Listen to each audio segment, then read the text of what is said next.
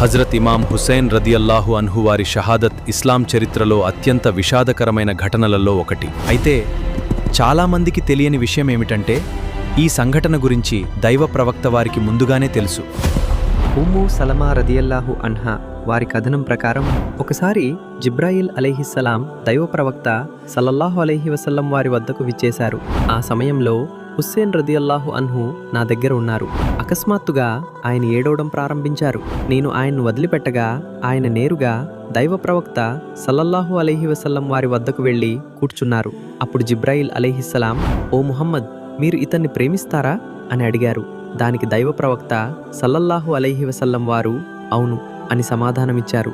అప్పుడు జిబ్రాయిల్ అలైహిస్సలాం, నిశ్చయంగా మీ ఉమ్మత్లోని కొందరు ఇతన్ని హత్య చేస్తారు. మీరు కోరుకుంటే అతను హత్య చేయబడే స్థలంలోని మట్టిని మీకు చూపిస్తాను అని చెప్పారు. అనంతరం ఆయన ఆ స్థలంలోని మట్టిని చూపించారు.